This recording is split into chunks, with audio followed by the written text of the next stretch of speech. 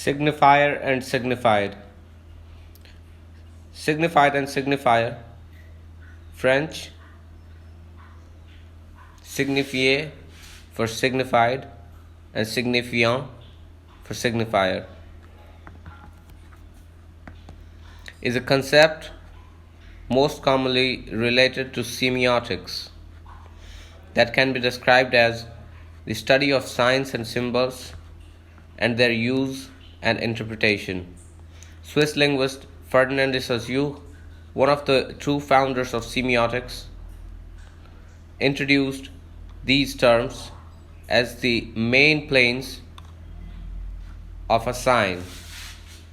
Signified pertains to the plane of content, while signifier is the plane of expression.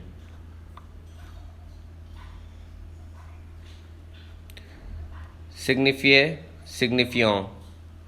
Signifiant is below, signifié is above. Concept of science.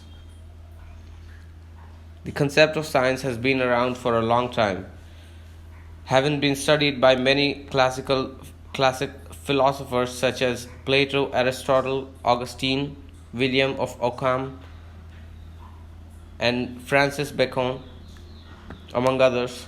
The term semiotics derives from the Greek root sem, as in semiotikos, as an interpreter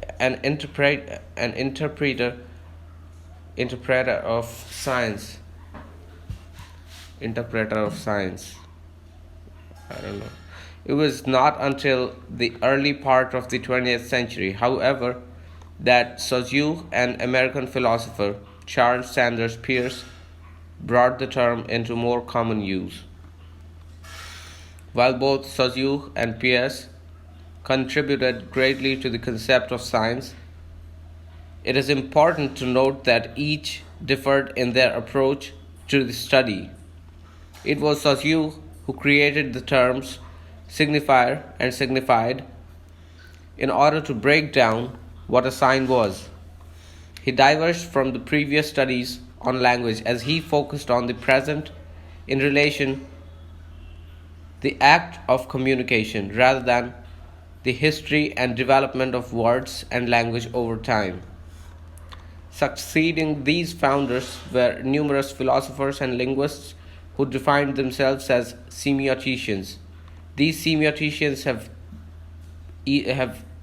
each brought their own concerns to the study of science. Umberto Eco, 1976, a distinguished Italian semiotician, came to the conclusion that if science can be used to tell the truth, they can also be used to lie. Postmodernist social theorist Jean Baudrillard spoke of hyperreality, referring to a copy becoming more real than reality. In other words, how the signifier becomes more important than the signified. French semiotician Ronald Barthes used science to explain the concept of connotation, cultural meanings attached to words and denotation, literal or explicit meanings of words. Denotation is literal and explicit meaning of words. Connotation is cultural meanings attached to words. Without Saussure's breakdown of science into signified and signifier, however, these semioticians would not have had anything to base their concepts on. Relation between signifier and signified. Saussure, in 1916, course in general linguistics divides the sign into two distinct components: the signifier, sound or image, and the signified, the concept. For Saussure, the signified and signifier are purely psychological. They are form rather than substance. Today, following Louis Yemslev, the signifier is interpreted as the material form. That is something which can be seen, heard, touched, smelled, or tasted, and is signified as the mental concept. In other words, contemporary commentators tend to describe the signifier as the form that the sign takes, and the signified as the concept to which it refers. The relationship between signifier and signified is an arbitrary relationship. There is no logical connection between them. This differs from a symbol, which is never wholly arbitrary. The idea that both signifier and signified are inseparable is explained by Saussures' diagram, which shows how both components coincide to create sign. This is what we are talking about.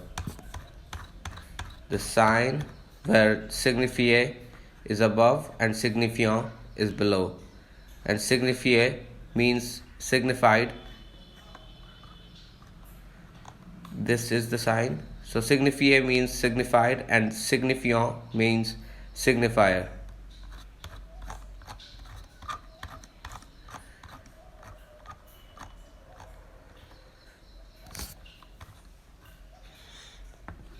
In order to understand how the signifier and signified relate to each other, one must be able to interpret signs. The only reason that signifier does entail the signified is because there is a conventional relationship at play. That is, a sign can only be understood when the relationship between the two components that make up the sign are agreed upon. Saussure argued that the meaning of a sign depends on its relation to other words within the system. For example, to understand an individual word, such as tree, one must also understand the word bush and how the two relate to each other. It is this difference from other signs that allows the possibility of a speech community. However, we need to remember that signifiers and their significance change all the time, becoming dated. It is in this way that we are all practicing semioticians who pay a great deal of attention to signs, even though we may never have heard of them before. Moreover, while words are the most familiar form signs take, they stand for many things within life, such as advertisement, objects, body language, music, and so on. Therefore, the use of signs and the two components that make up a sign can be and are, whether consciously or not, applied to everyday life.